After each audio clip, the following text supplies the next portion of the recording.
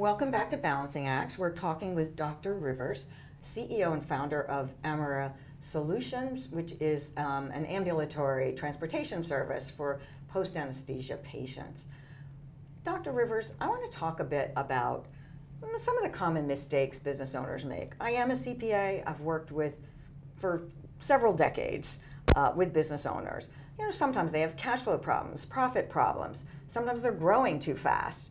There's so many different challenges. When you first started, what would you say the challenges you had? Did you experience any of those, whether it was cash flow or something else? And what would you recommend to those to maybe avoid some of those mistakes? My mistakes, I don't know if they were my mistakes, but I could tell you this. I got rejected so many times from banks at the beginning because I didn't have collateral, but I had cash flow, but I didn't have collateral. And it seemed like before I could even talk to a banker, it's like, do you have any equipment? Well, here's the deal, Linda. We don't have cars. We don't own cars, but we have a strong cash flow. And I think that wasn't enough. And I was trying to pinpoint, is it because Latinos struggle with this, or is it because women struggle with this? What is it? Because, 2% of venture capitalist money go to women. And so we have a problem. Yeah. So what are we to do as business owners? What can we do? And so understanding your numbers, but here's the biggest problem that I feel like most entrepreneurs do. They take their money and they invest it back into their company, and you're gonna say, well, isn't that what you're supposed to do? It's okay to take on debt, good debt, right? So you have to go back to your banker and say, what am I missing here? Right. Be bold. What am I missing here? Is it my credit score? Is it my business plan? What's missing here that I'm not getting this money? And then at first, we always go to our loved ones, but we exhaust them. They give us loans, we take our savings, we do everything. And some people even try to, refinance their houses, which is very risky, but people do it if they really have the passion for believing in their product or service. Right. But the biggest mistake is not understanding a money mindset, right? You have to have a money mindset, and you have to be educated in that, because a lot of us, sometimes we grew up very poor and we don't know, or we're supposed to save our money, or we're not supposed to use our money, or we spend it all. And you got to be smart, because money is to be smart with it. And so I think one of the mistakes that a lot of entrepreneurs make is they don't know their numbers. Yeah. They don't get a CPA to the end. Or they come to the CPA at the end of the year, they throw a box full of receipts and say, you figure it out. You can't do that. You have to be organized from day one. Number one, organizational skills is a priority in business. Number two, building a team with leadership, with you having leadership skills is important. It's not you're the boss.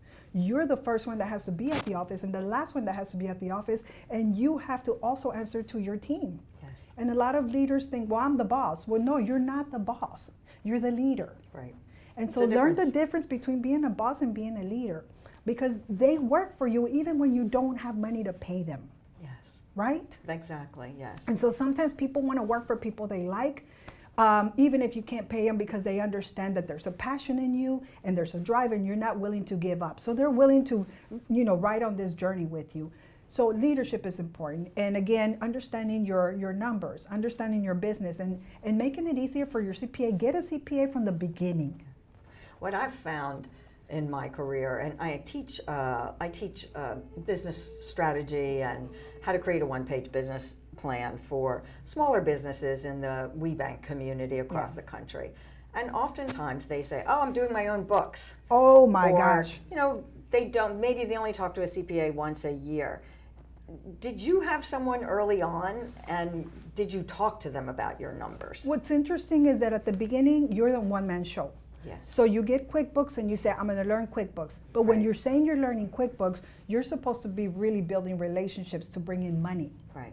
So that you have the mindset that I'll do it all. I'll answer the phones, I'll do the driving if that's the driving, or I'll make the product and I'll do the QuickBooks. Well, you're going to burn yourself out for no reason. And a lot of people think, no, I'm saving money. No, you're not. You're not saving money, because if you hired the CPA from the beginning, you wouldn't have IRS problems. And then at the end, you're paying more taxes than you should, or you didn't write off the correct things, because guess what? So that problem is going to cost you more money.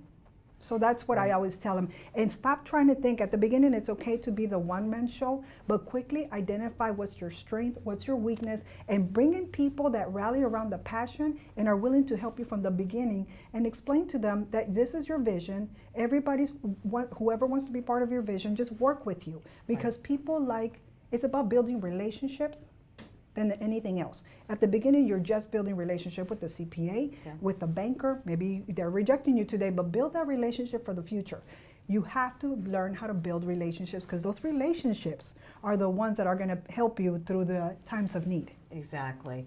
And I think oftentimes people are maybe afraid to spend money on a bookkeeper or an accountant, but even a once-a-year consultation, there are programs like SCORE where you can actually get very seasoned mentors, consultants, coaches who for free will talk to you, and that's a good place to start. But if you don't understand your numbers, you also might have inaccurate numbers. So maybe you think you're making a profit, but you're actually losing money. Let's talk a bit about finding customers, which is another challenge. Yes. And how did you go about finding your first one? Everybody I talk to says marketing is so hard. How did you approach that? You know, I've always, like I told you from the beginning, I come from a family that they're very sales and quick hustlers. Let's sell, let's do this. And I ran away from that because I said, I don't like it because it didn't pay the bills. So I say, I'm not a salesperson, I'm not a salesperson. And then just recently, I came from a CEO retreat and I had a mastermind and I told them, I'm not a salesperson, so how can I hire a salesperson? And they asked me, well, what do you do? And I gave them the details and they say, you are a salesperson. And I said, Lord, how does that make me a salesperson? Because we're always talking about our passion. Yes. And when you talk about your passion, you attract others. Right. And when you attract others, they just want to help you. I know a doctor you need to meet. I know an organization you need to be part of.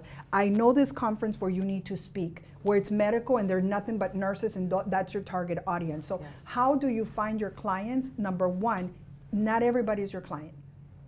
Not everybody. Right. I've talked to a person who says, I have this really nice cream that's good for your skin and you have beautiful skin and you should try it. And I'm like, well, is this cream specifically for, no, anybody can use it. Problem number one, not everybody's your audience. Even if they tell you, no, you can make a lot of money. No, not everybody's your audience. Be true to your product or your service.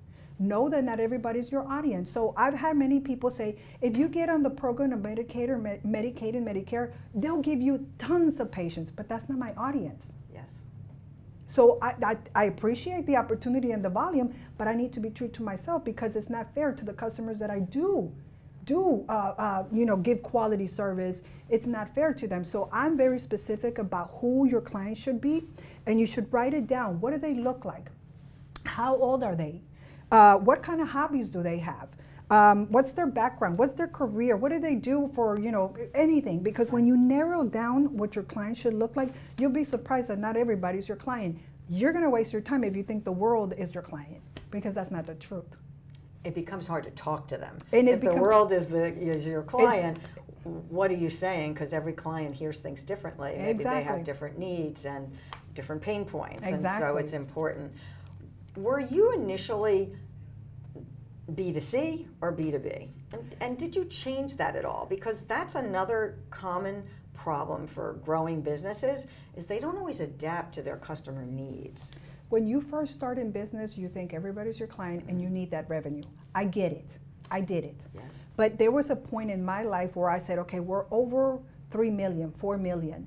And then I looked at it and I started studying my contracts and I said, I want to go business to consumer. And I looked at it and I looked at a contract that was giving us 1.2 a year. And that 1.2 looked really nice, right? But that wasn't our client. So I sent out an email and I said, oh my gosh, I think I'm going to just disturb the peace here, but I need to. Well, when I did that, it dropped 1.2 revenue. But guess what?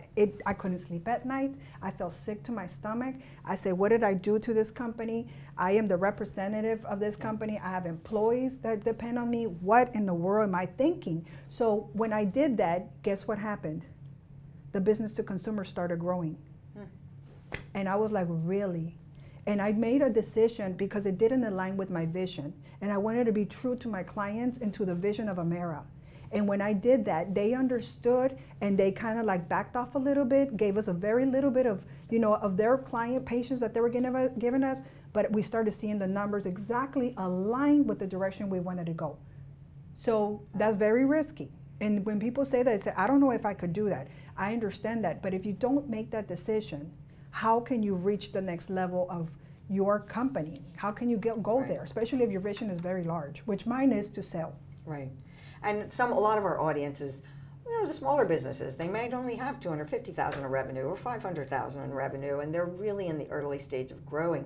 One other thing about your ideal client is not just the messaging, but it's the pricing. If you don't know who you're selling to, is it a low price or is it a high price? So it's important to know that too.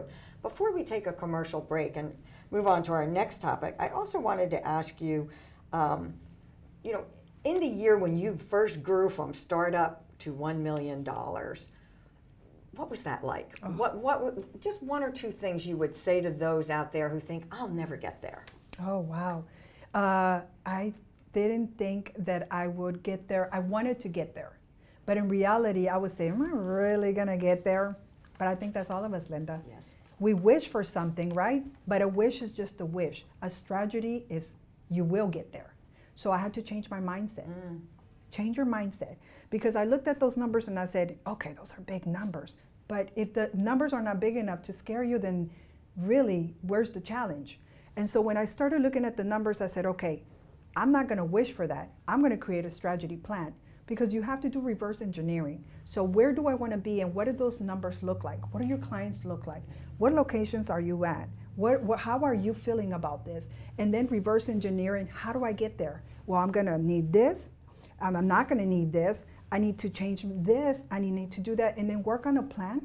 Like you said, SCORE, right? Yes. SCORE is free. And you can go there and you can learn so much and create a plan that's going to get you in the direction of where your goal is. But, Exactly. Just do it with risk. Exactly. Take it, resilience.